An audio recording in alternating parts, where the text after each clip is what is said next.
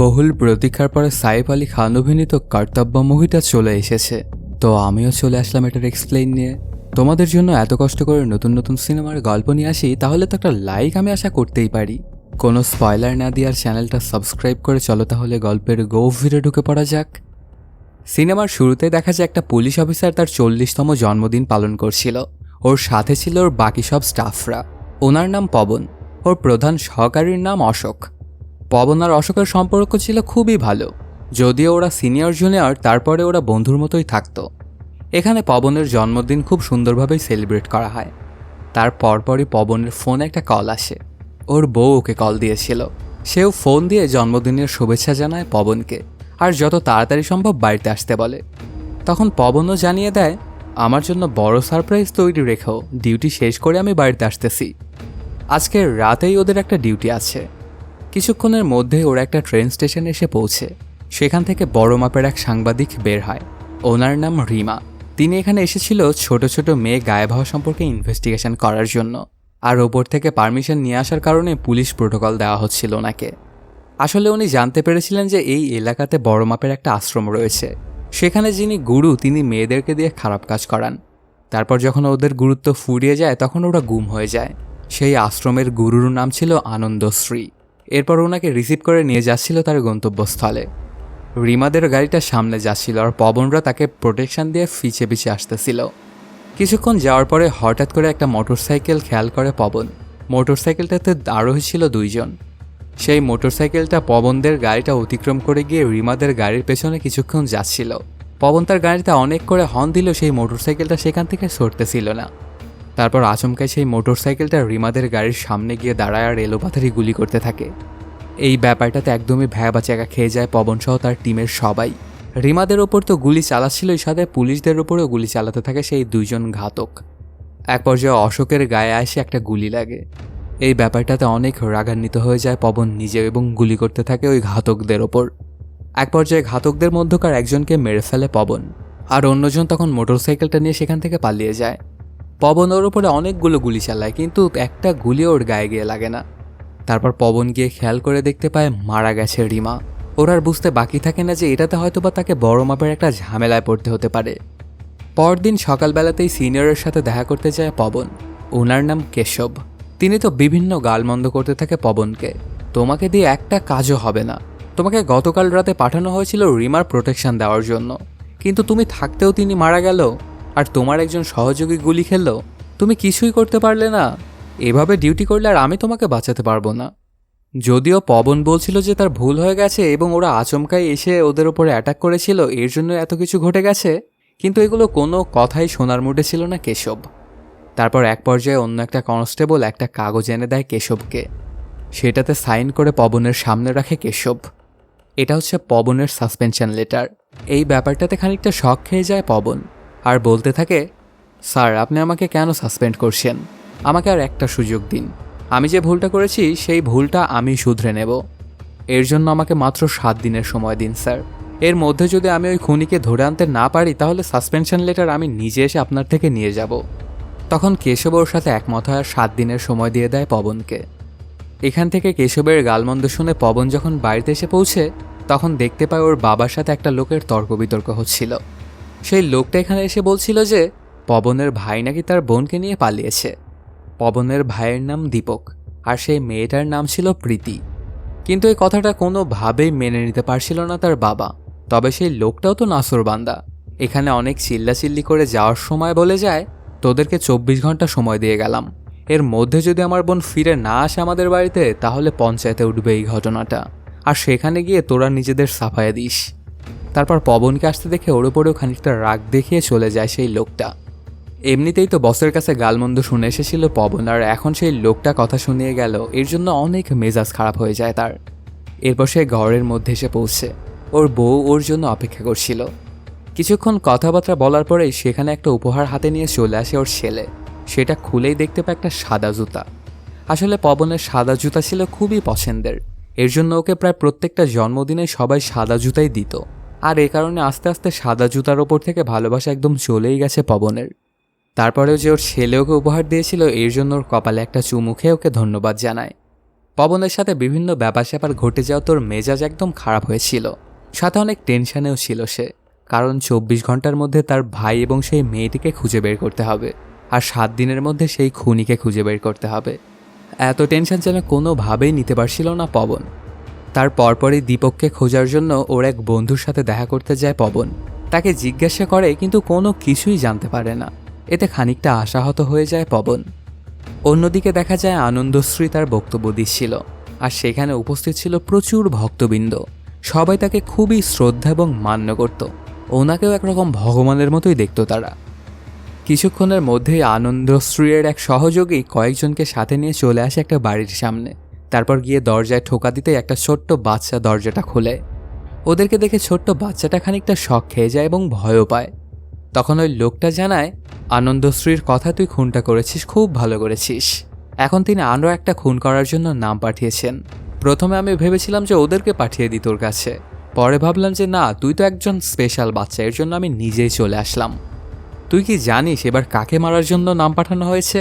ছেলেটা তখন মাথা ঝাঁকিয়ে বলে যে হ্যাঁ আমি জানি। তখন সেই লোকটা নাম শুনতে চায়। ছেলেটা বলে দাঁড়ান, আমি ঘরের মধ্যে থেকে এসে বলছি। এটা বলেই ঘরের ভেতরে যায় এবং তার ব্যাগ থেকে একটা বন্দুক বের করে গুলি করতে থাকে এদের ওপর। ওরাও বাচ্চাটার উপরে গুলি করছিল। বাচ্চাটার নাম ছিল হারপাল। দুই পক্ষের মধ্যে মোটামুটি ভালোই গোলাগুলি হয়। এত গোলাগুলি হওয়া সত্ত্বেও হারপাল সেখান থেকে পালাতে সক্ষম হয়। এদিকে দেখা যায় পবনের বাবা তার ছেলেকে নিয়ে চলে এসেছিল পঞ্চায়েতে। আসলে গ্রামের মধ্যে যে কাহিনীগুলোই হয় সেগুলোর সমাধান পঞ্চায়েতই করত। তখন সারপঞ্চ বলে, আচ্ছা তোমার হাতের একটা আঙ্গুলে যদি ক্যান্সার হয় তাহলে তুমি কি করবে? পবনের বাবা জানায়, হাতটার আঙ্গুলটা কেটে ফেলবো। এটা শুনে সারপঞ্চ বলে, তোমার ছেলে অন্য একটা জাতির মেয়ে নিয়ে পালিয়েছে, তোমার কথার অবাধ্য হয়েছে। এর মানে এটাই দাঁড়াচ্ছে যে তোমার ছেলে হয়ে গেছে তোমাদের পরিবারের জন্য ক্যান্সার স্বরূপ। তো তার সাথে যে কি করতে হবে এটা তো তোমাকে আর বলে দিতে হবে না, তাই না? পবনের বাবা তখন বলে, ব্যাপারটা যদি আসলেই প্রমাণিত হয় তাহলে ওর সাথে যে কি করতে হবে সেটা আমার খুব ভালো করেই জানা আছে। পরদিন সকালবেলাতে রিমার সঙ্গে আসা দুজন সাংবাদিককে থানায় ডেকে আনা হয়। তখন পবন ওদেরকে জিজ্ঞাসা করে, এখানে আপনারা কেন এসেছিলেন? ওনারা জানায়, কিছুদিন ধরে ছোট ছোট মেয়েগুলো উধাও হয়ে যাচ্ছিল, সেটার পেছনের রহস্য উদ্ঘাটন করার জন্য আমরা এখানে এসেছিলাম।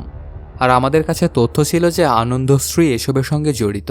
ওনার আশ্রম থেকে এই ঘটনাগুলো সব ঘটে।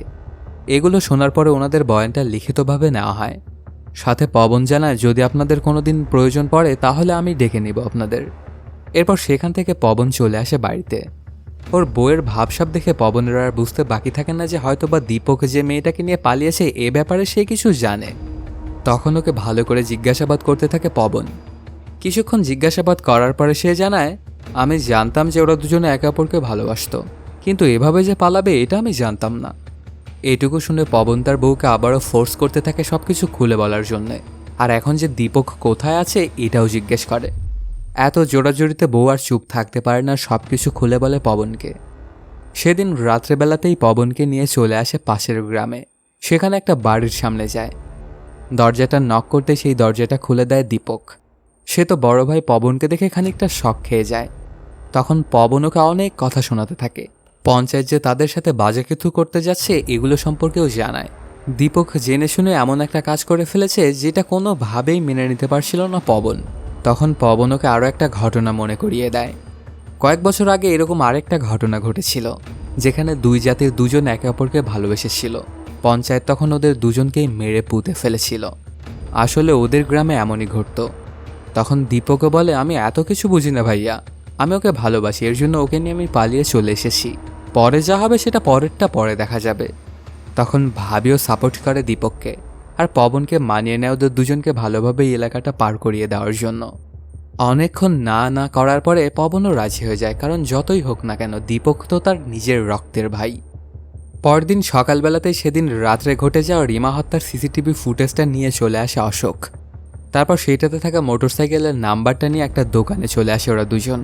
মোটরসাইকেলটা এই দোকান মালিকেরই। এখানে আসার পরে জানা যায় মায়া খুন হওয়ার 7 দিন আগে মোটরসাইকেলটা হারিয়ে গিয়েছিল, আর সেটার জন্য ওরা একটা কমপ্লেনও করেছিল থানায়। সেটার একটা কপিও দেয় ওদেরকে। মায়া হত্যা হওয়ার 2 দিন কেটে গেল। এরপরে ওরা একটা লিড পেল, কিন্তু সেটা দিয়েও কিছুই হলো না। এটাতে খানিকটা চিন্তায় পড়ে যায় পবন। সেখান থেকে চলে আসার সময় আনন্দের আশ্রমের একটা গাড়ি দেখতে পায় সে। তারপর ওরা দুজনে চলে আসে সেই আশ্রমে। ভেতরে ঢোকার সময় গার্ড ওদের গাড়িটা থামায় আর বন্দুক এখানে রেখে তারপর ভেতরে যেতে বলে। কিন্তু পবনও তো ছিল একটু তেরা টাইপের লোক, এর জন্য সেও জোরপূর্বক তার বন্দুক নিয়ে আশ্রমের ভেতরে ঢুকে পড়ে। কিছুক্ষণ অপেক্ষা করার পরে সেখানে চলে আসে আনন্দশ্রী। ওর ভাবটাই যেন ছিল একদম অন্যরকম, সে কাউকেই গুনত না। অশোকের সঙ্গে গিয়ে খানিকটা মজাও করে, কারণও ছিল মোটা। তারপর পবনকে বলে, তোর বাবা তো আমার অনেক বড় মাপের ভক্ত, কিন্তু তোর চোখে তো আমি আমার জন্য এক ফোঁটা সম্মানও দেখছি না। তখন পবন জানায়, এখানে আমরা রিমা হত্যার কেসটা ইনভেস্টিগেশন করতে এসেছি, তো আপনি যদি একটু কোঅপারেট করেন তাহলে খুবই উপকৃত হতাম। এগুলো শুনে আনন্দশ্রী বলে, বাহির থেকে একটা সাংবাদিক এসেছিল এখানে ইনভেস্টিগেশন করতে, উনি মারা গেছে, এটা শুনে আমার খুবই খারাপ লেগেছে, কিন্তু এর সাথে তো আমার কোনো সম্পর্ক নেই। তো এখান থেকে তোরা ভালোই ভালোই চলে যা। তোদের বসও যদি জানতে পারে যে তোরা এখানে এসেছিস তাহলে কিন্তু তোদের কপালে খারাপ আছে। আর একটা কথা, এর পরের বার আসলে পার্কিংয়ে তোরা দাঁড়িয়ে থাকবি, আমার এই আশ্রমে কোনো পুলিশের এন্ট্রি অ্যালাউড নেই। এটা বলেই ওদের দুজনকে দূর দূর করে তাড়িয়ে দেয়। ব্যাপারগুলো ঘটে যাওয়াতে পবন খানিকটা রাগান্বিত হলেও কিছুই বলে না আর সেখান থেকে চলে আসে। থানায় আসার পর তো ওদের দুজনকে অনেক বকাবকি করতে থাকে কেশব। আমাকে না জানিয়ে তোমরা কেন এই আশ্রমে গিয়েছিলে? এরপর যদি আর এমন ভুল হয় তাহলে কিন্তু তোমাদেরকে আর আমি নিজেও বাঁচাতে পারবো না, অনেক ঝামেলায় পড়তে হতে পারে তোমাদেরকে, এমনকি সাসপেন্ডও হওয়া লাগতে পারে। এরপর ওদেরকে হোয়াটসঅ্যাপে একটা ছবি পাঠায়। ছবিটা দেখে পবন বলে, এটা তো একটা বাচ্চা ছেলে। তখন কেশব জানায় ওর নাম হারপাল, আর সেই রিমাকে খুন করেছে। এই কথাটা শোনার তো অনেক বড় মাপের একটা শক খেয়ে যায় পবন, আর বলতে থাকে একটা বাচ্চা ছেলে কিভাবে মারতে পারে রিমাকে। তখন কেশব ওকে ধমক দিয়ে বলে, আমার কাছে সব তথ্য প্রমাণ আছে যে এই ছেলেটাই খুন করেছে রিমাকে, তো যত তাড়াতাড়ি পারো ওকে খুঁজে বের করো। এরপর খানিকটা খোঁজাখুঁজি করার পরে জানতে পারে যে হারপালের বাবা পাশের স্কুলেরই হেডমাস্টার। তার পরপরই চলে আসে ওনার বাড়িতে আর ডেকে বের করে সেই লোকটাকে। এই ছবিটা দেখিয়ে বলে, এনাকে কি চেনেন? লোকটা জানে যে হ্যাঁ, এটা তো আমার ছেলে হারপাল। তখন পবন বলে, সে এখন কোথায় আছে? লোকটা জানায়, আমি তো ওকে আনন্দশ্রীর আশ্রমে রেখে দিয়েছিলাম, আসলে আমাদের বিয়ের 10 বছর কেটে গেল, আমাদের কোনো বাচ্চা কাচ্চা হচ্ছিল না। তখন আনন্দশ্রী আশীর্বাদ দেন আমাদের। এরপর আমাদের কোল আলো করে আসে হারপাল, কিন্তু ওনার শর্ত ছিল যে আমাদের ছেলের বয়স যখন 10 বছর হবে তখন ওকে আশ্রমে দিয়ে দিতে হবে, এজন্য আমি ওকে আশ্রমে দিয়ে দিয়েছিলাম। এই কথাগুলো শুনে অনেক বড় মাপের একটা শক খেয়ে যায় পবন, আর বলে, তোমার ছেলে তো একজনকে খুন করে পালিয়েছে, সে সম্পর্কে কি তুমি কিছু জানো? এখন তো ওকে পুলিশ খুঁজতেছে, যদি ওকে খুঁজে পায় তাহলে একদম দেখা মাত্রই গুলি করে দিবে। আর এটা যদি তুমি না চাও তাহলে এখন একটা মিসিং কমপ্লেন করো, তাহলে তোমার ছেলেকে ভালো মতো ফিরে এনে দেওয়ার দায়িত্ব আমার। তবে এখানে আনন্দের নাম কিন্তু তোমার ঠিকই উল্লেখ করতে হবে। এই কথাটা শুনে আবার ভয় পেয়ে যায় সেই লোকটা, আর এফআইআরটা করতে চায় না। এরপর পবন সেই লোকটাকে আরও অনেক কিছু বলে সেখান থেকে চলে যাচ্ছিল, ঠিক তখনই সেই লোকটা ওনাকে ডাকে এবং মিসিং ডায়েরিটা করে তার ছেলে হারপালের। সেখানে অবশ্যই এবার আনন্দশ্রীর নাম এবং তার আশ্রমের নামও জানায়। এই মিসিং ডায়েরিটা নিয়ে তারপর সেখান থেকে সরাসরি বাড়িতে এসে পৌঁছে পবন। তখন ওর ঘরের মধ্যে ওর বাবা, বউ এবং ছেলে উপস্থিত ছিল। হঠাৎ করেই পবনের ছেলে বলে ওঠে, আচ্ছা বাবা, বলো তো, তোমার হাতের একটা আঙ্গুলে যদি ক্যান্সার হয় তাহলে তুমি কি করবে? আঙুলটা কেটে ফেলতে হবে, আর আমাদের পরিবারের ক্যান্সার হচ্ছে দীপক চাচ্চু, তো ওনাকেও ছেটে ফেলতে হবে। এই কথাটা শুনে অনেক বড় মাপের একটা শক খেয়ে যায় পবন, আর ছেলেকে জিজ্ঞাসা করে, এগুলো তোমাকে কে শিখিয়েছে? ছেলেটা তখন জানে আমি পঞ্চায়েতে গিয়েছিলাম, ওখানে সারপঞ্চ এই কথাগুলো বলছিল। এটুকু শুনেই বউ এবং ছেলেকে ঘর থেকে বের করে দেয় পবন, আর বাবাকে নিয়ে গিয়ে দরজার সাথে জোর করে ধরে, সাথে অনেক রাগান্বিত কণ্ঠে বলতে থাকে, কেন তুমি আমার ছেলেকে পঞ্চায়েতে নিয়ে গিয়েছিলে? এরপর যদি আমি আর কখনো শুনেছি যে আমার ছেলেকে তুমি পঞ্চায়েতে নিয়ে গিয়ে এসব বাজে বাজে কথা শিখিয়েছ, তাহলে কিন্তু তোমার খবর আছে, আমি ভুলে যাব যে তুমি আমার বাবা। আর দীপকে যেমন তোমার ছেলে তেমন কিন্তু আমার ভাই, আর যদি তুমি বা অন্য কেউ ওর কিছু করতে আসে তাহলে কিন্তু আমি একদমই কমে ছেড়ে দিব না, সবাইকে এর মাসুল ভোগ করতে হবে। ভালো মতো কানে ঢুকিয়ে নাও এই কথাগুলো। এটুকু বলেই ছেড়ে দেয় বাবাকে। পবন ওর সাথে এমন আচরণ করাতে একদম যেন থমকে গিয়েছিল বাবা। এদিকে দেখা যায় হারপালের তো খুবই বাজে অবস্থা, তার কাছে তেমন একটা টাকা পয়সাও নেই। সে এক জায়গা থেকে আরেক জায়গায় যাচ্ছিল বিভিন্ন ছলচাতুরি করে। এরকমই রাজ্যটা ছেড়ে অন্য একটা রাজ্যে যাওয়ার জন্য একটা বাসে গিয়ে উঠেছিল হারপাল। রাস্তার মধ্যে একটা চেকপোস্ট পড়ে যায়, ওদের গাড়িতে পুলিশ এসে চেক করেই নেমে যায়। তারপর নিচে গিয়ে কারোর সঙ্গে কিছু একটা কথা বলে আর আবারও চলে আসে এবং লাইটটা একদম হারপালের মুখের ওপরে ধরে। এটাতে হারপাল বুঝতে পারে যে তাকেই ধরতে এসেছে ওরা। তখন পিছনের দরজা দিয়ে পালাতে থাকে হারপাল। কিছুক্ষণের মধ্যে অবশ্য সে ধরাও পড়ে যায় পুলিশের হাতে। সাথে সাথে এই খবরটা চলে যায় পবনের কাছে। ওই সময়টায় সে ঘুমিয়েছিল। কিছুক্ষণের মধ্যেই অবশ্য পবন এবং অশোক চলে আসে সেখানে। গিয়ে দেখতে পায় হারপাল কান্না করছে। তখন ওকে পবন জিজ্ঞেস করে, তুমি কি রিমাকে মেরেছিলে? হারপাল কান্না করতে করতে জবাব দেয় যে হ্যাঁ। পবন আবার জিজ্ঞাসা করে, কার কথাতে তুমি রিমাকে মেরেছিলে? প্রথমে হারপাল সেটা বলতে চাইছিল না আর জানায়, আমি যদি মুখ খুলি তাহলে আমাকে মরতে হবে, ওরা আমাকে মেরে ফেলবে, বাঁচতে দেবে না। এরপর পবন ওকে অভয় দেওয়াতে হারপাল বলতে থাকে, আমার বয়স যখন 10 বছর তখন আমার বাবা মা আমাকে আশ্রমে রেখে গিয়েছিলেন। আশ্রমের ওরা আমাকে প্রত্যেক দিনই মারধর করত, সাথে আমার সাথে ওরা অনৈতিক কার্যক্রম করত। এগুলোর আমি একদমই সহ্য করতে পারছিলাম না। আমি সবসময় আমার পরিবারের কাছে ফিরে যেতে চাইতাম। এরপর একদিন আমাকে ওরা বলে, আমি যদি আবার আমার পরিবারের কাছে ফিরে যেতে চাই তাহলে একটা উপায় আছে। রিমাকে যদি আমি মারতে পারি তাহলেই আমার পরিবারের কাছে আমাকে ফিরিয়ে দেবে ওরা।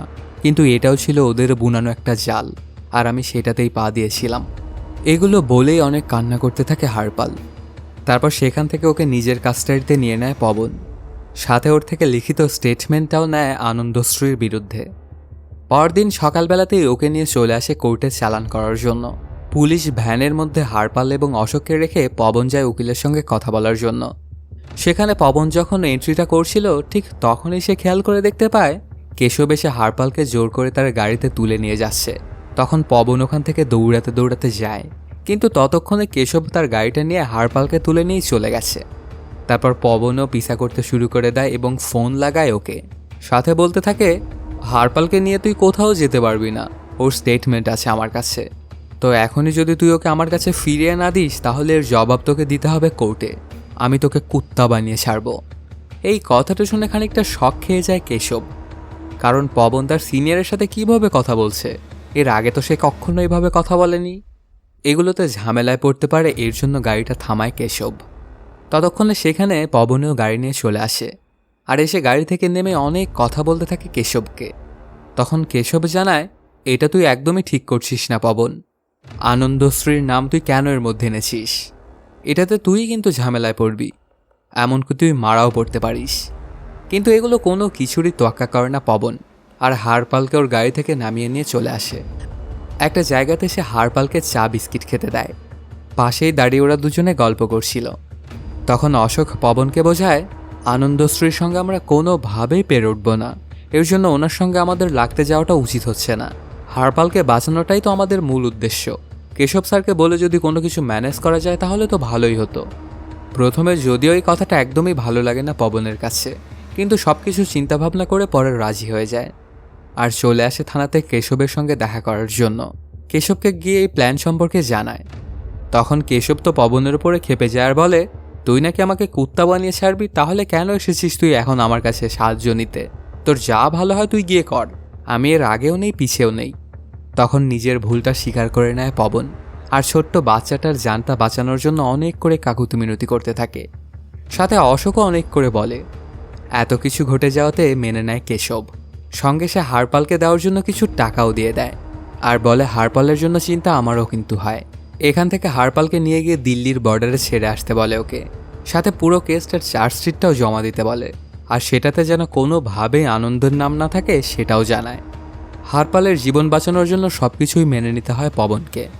সে নিজে না গিয়ে অশোককে যেতে বলে হারপালকে বর্ডারটা পার করিয়ে রেখে আসতে, কারণ অশোককেও তো সে অনেকে বেশি বিশ্বাস করত। তারপর গাড়িটা নিয়ে ওরা দুজনে বেরিয়ে পড়ে। এদিকে একটা প্রেস কনফারেন্স রাখা হয়, সেটাতে ব্রিফিং করছিল কেশব। তিনি বলতে থাকেন, কিছুদিন আগে এখানে মায়া এসে হত্যা হয়েছিল, সেটার ইনভেস্টিগেশন করছিল পবন। প্রথমে অবশ্য আনন্দশ্রীর নাম উঠে এসেছিল, তারপর অনেক খোঁজবাজ নেওয়ার পরে জানা যায় যে এখানে উনি কোনোভাবেই জড়িত নয়, আর মায়াকে হত্যা করেছিল হারপাল নামের একটা ছোট্ট ছেলে। সে দিল্লি পালিয়ে গেছে। এর জন্য এই কেসটা আমরা দিল্লি পুলিশের কাছে হস্তান্তর করছি, তারাই এখন থেকে এটা দেখবে। এখানে সবকিছু খুব ভালোভাবেই হয়ে যায়। অশোক ও হারপালকে রেখে ফিরে আসে আবার। সেদিন রাত্রেবেলাতেই পবন এবং তার বউ চলে আসে দীপকদের সঙ্গে দেখা করার জন্য। এখানে এসে ওদেরকে কিছু টাকা দেয় এবং এই জায়গা থেকে বেরিয়ে যেতে বলে ওদেরকে কালকের মধ্যেই। এখানে বেশি দিন থাকা যাবে না, তাহলে হয়তোবা ওদেরকে ঝামেলার মধ্যেও পড়তে হতে পারে। ভাই এবং ভাবির আশীর্বাদ পেয়ে তো খুবই খুশি ওরা দুজনেই। নতুন একটা জায়গায় গিয়ে ওরা দুজনে নতুন করে নিজেদের গুছিয়ে নেবে। দীপক এবং প্রীতি যে কোথায় ছিল এটা আবার পবন বলেছিল অশোককে, কারণ সে তোকে খুবই বিশ্বাস করত। অন্যদিকে দেখা যায় পঞ্চায়েতে আবার সব মানুষ একত্রিত হয়। তখন সেখানে প্রীতির ভাই এসে বলে একটা অনর্থ হয়ে গেছে। দীপক তো বিয়ে করে নিয়েছে প্রীতিকে, আর ওদের দুজনকে পবন পাশের গ্রামের একটা বাড়িতে লুকিয়ে রেখেছে।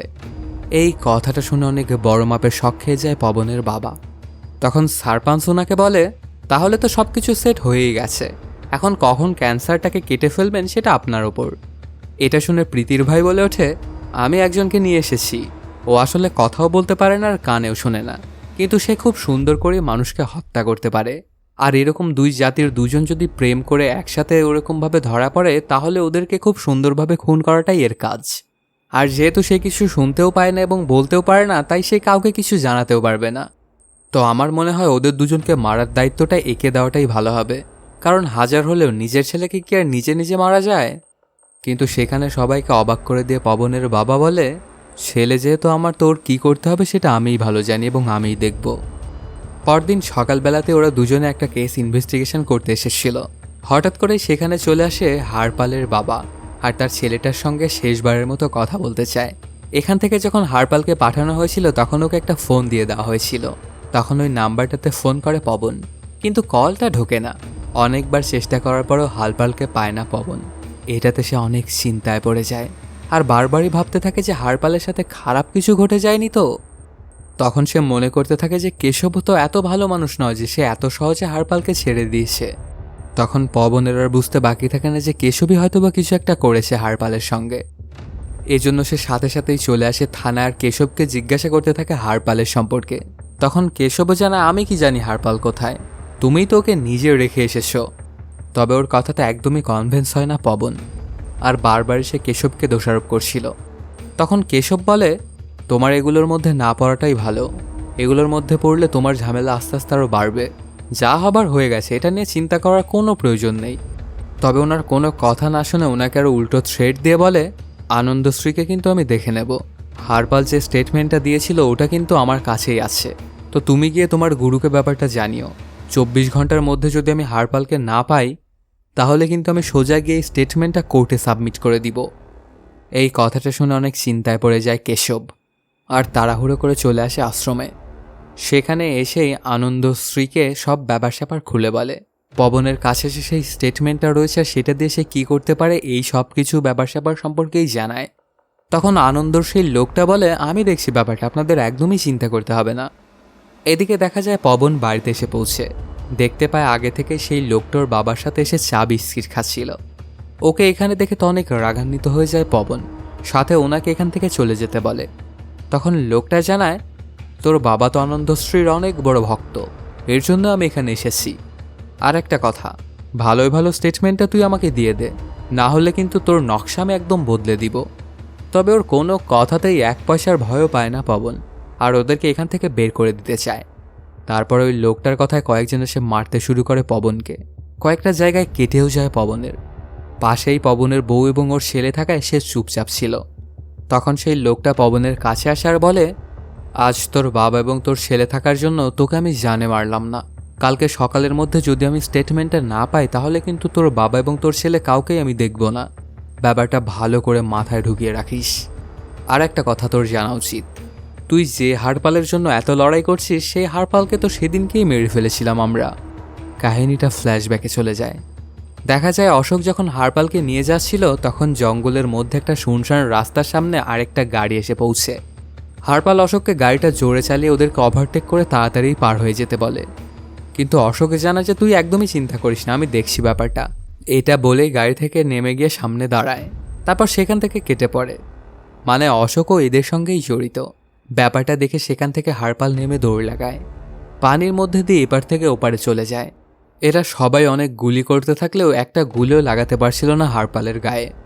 তারপর হঠাৎ করে হারপালের পিঠে গিয়ে একটা গুলি লাগে এবং মাটিতে লুটিয়ে পড়ে হারপাল। দেখা যায় আসলে গুলিটা করেছিল অশোক। সাথে সে বলতে থাকে শেষে যেহেতু ওকে আমারই মারতে হবে, তাহলে তোরা আগেই বলে দিতে, ওকে আমি গাড়ির মধ্যে আগেই মেরে ফেলতাম। এটুকু বলেই সেখান থেকে চলে যায় ওরা। পবন তখন বুঝতে পারে যে ওর ঘরের শত্রু বিভীষণ, যাকে সে এতদিন বন্ধু ভেবে এসেছে, সেই আসলে ওর আসল শত্রু। বউ এবং ছেলের সামনে মার খাওয়াতে পবন অনেকটাই কষ্ট পেয়ে গিয়েছিল, সাথে লজ্জাও পেয়েছিল। কি করবে সে কিছুই বুঝে উঠতে পারছিল না। তারপর হঠাৎ করে ওর মাথায় একটা বুদ্ধি চলে আসে, আর সেই স্টেটমেন্টটা নিয়ে চলে আসে অশোকের সঙ্গে দেখা করার জন্য। অশোক এখানে এমন একটা ভাব নিচ্ছিল যে পবনের খুবই কাছের লোক সে। পবনের মাথায় চোট দেখে এসে উত্তেজিত হয়ে যায় এবং চিন্তা করছে এটা ভাবনায়। সাথে পবনকে জিজ্ঞেস করতে থাকে, আমি আপনার জন্য কি করতে পারি স্যার? তখন পবন জানায়, আমার আনন্দশ্রীর সঙ্গে পাঙ্গা নেওয়াটা একদমই উচিত হয়নি, তো স্টেটমেন্ট আমি ওনাকে ফিরিয়ে দিতে চাই, সাথে ক্ষমাও চাইব গিয়ে ওনার কাছে। তুমি কি তার ব্যবস্থাটা করে দিতে পারবে? তখন অশোক বলে যে হ্যাঁ স্যার, কেন পারবো না, আপনার জন্য আমি সব কিছুই করতে পারবো। এরপর ওরা দুজনে মিলে চলে আসে শুনশান একটা জায়গায়। সেখানে ওদের জন্য আগে থেকে অপেক্ষা করছিল আনন্দশ্রীর সেই লোকটা, যে আজকেই গিয়েছিল পবনের বাড়িতে এবং তাকে মারপিট করে এসেছিল। তখন ওর কাছে গিয়ে স্টেটমেন্টের ফাইলটা দেয় পবন, আর ওর থেকে ক্ষমা চায়। তখন পবনকে সেখান থেকে মাফ করে দিয়ে ওরা চলেই যাচ্ছিল। পবন খানিকটা সামনে এসে আবার পিছনে ফিরে ওদেরকে ডাকে দেয়, তারপর গুলি করে একজনকে মেরে ফেলে। আর অন্যজনকে বলে, তোর কত বড় সাহস, তুই আমার বাড়িতে গিয়ে আমাকে মেরে এসেছিস, তাও আবার আমার বউ এবং আমার বাচ্চার সামনে। এখন আমি তো তোকে মারবো, তারপর তোর গুরু আনন্দশ্রীর পালা। এটা বলেই মেরে ফেলে সেই লোকটাকে। ব্যাপারটা দেখে অনেক বড় মাপের শক খেয়ে যায় অশোক, এবং দৌড়াতে দৌড়াতে সেখানে এসে বলে, স্যার আপনি এটা কি করলেন? আমার অনেক বড় ক্ষতি করে ফেললেন আপনি। ওকে আমি ফোন দিয়ে ডেকেছিলাম, আর এখন সে মারা গেছে, এর জন্য তো আনন্দশ্রী আমাকে ধরবে এরপর। তখন পবন ওকে জানায়, তুই একদমই চিন্তা করিস না, তার আগেই আমি তোকে মেরে ফেলবো। এটা বলেই মারতে শুরু করে অশোককে। সাথে বলতে থাকে, আমি তোকে সবসময় আমার বন্ধুই ভাবতাম, আর তুই কিনা আমার পেছন থেকে আমাকে ছুরি মারলি। তোর জন্য একটা ছোট্ট বাচ্চা মেরে গেল, তোর এই পৃথিবীতে বেঁচে থাকার কোনো অধিকার নেই। এটা বলেই ওকে জানে মেরে ফেলতে যাবে, ঠিক তখনই পবনকে একটা শকিং নিউজ দেয় অশোক। তুই আমাকে তো মেরে ফেলবি ঠিক আছে, কিন্তু তোর নিজের বাবাকে তুই কিভাবে মারবি? তোর বাবা তো তোর ভাইকে নিজের হাতেই মেরেছে। ওর গলাতে ছুরি তোর বাবা আস্তে আস্তে চালিয়েছে যাতে সে বেশি কষ্ট পায়। তোর ভাই আমার জাতের মেয়েকে নিয়ে পালিয়েছিল, আমাদের মান সম্মান ধুলোর সাথে মিশিয়ে দিচ্ছিল। এটা আমি কিভাবে ক্ষমা করে দিতে পারি বল? এর জন্য আমি নিয়ে গিয়েছিলাম সবাইকে সেখানে, কারণ তুই তো আমাকে আগেই বলে দিয়েছিলি যে তোর ভাইকে তুই কোথায় রেখেছিস। সবাইকে নিয়ে যাওয়ার পরে তোর বাবা নিজের হাতে তোর ভাইকে দুনিয়া থেকে উঠিয়ে দিয়েছে। এইটুকু শুনে অনেক বড় মাপের একটা শক খেয়ে যায় পবন। তারপর মেরে ফেলে অশোককে। কিছুক্ষণের মধ্যেই সেখানে অনেক পুলিশ এবং মিডিয়া চলে আসে। তখন পবন জানায়, এখানে মায়া হত্যাকাণ্ডের ইনভেস্টিগেশন করার জন্য আমরা দুজনে এসেছিলাম। তখন আমাদের ওপর অ্যাটাক করে আনন্দশ্রীর লোকেরা। ওদের গুলিতে মারা যায় আমার সাবঅর্ডিনেট অশোক। এর জন্য ওদেরকে মেরে ফেলতে আমি বাধ্য হই। এই স্টেটমেন্টটা দিয়ে স্বাক্ষর করার পরপরই সেখানে চলে আসে কেশব, আর পবনকে অনেক কথা শোনাতে থাকে। সাথে জানায়, তুই এদেরকে মেরে একদমই ভালো করিসনি, এবার তোর সঙ্গে যে কী হবে খালি তুই এটা একবার দেখ। তখন পবন জানায়, এগুলোতে আমি একদমই ভয় পাই না, আর তুই নিজের গদি আগে সামলা। আমি তো হারপারের স্টেটমেন্টটা অলরেডি কোর্টে চালান করে দিয়েছি, এখন তুই দেখ যে তুই কি করবি, আর তোর গুরুই বা তোর সঙ্গে কি করবে। এটা বলেই সেখান থেকে পবন বাড়িতে চলে আসে। এসে বাবাকে ঘুম থেকে জাগায়, তারপর ঠেলতে ঠেলতে গিয়ে নিজের গাড়িতে তোলে। ব্যাপারগুলো দেখে ওর বউ খানিকটা অবাক হয় যে কেন ওর বাবার সঙ্গে এমন করছে। তারপর ওর বাবাকে গাড়িতে করে নিয়ে চলে আসে শুনশান একটা জায়গায়, চারিদিকে শুধু ধান আর ধান। এরপর বাবাকে বলে, তুমি দীপককে মেরে একদমই ঠিক করনি বাবা। যতই হোক সে তো তোমার নিজেরই ছেলে ছিল, তুমি শুধু জন্ম দিয়েই ছেড়ে দিয়েছিলে, আর নিজের পাগড়িটা বাঁচানোর জন্য নিজের ছেলেরই বলে দিয়ে দিলে।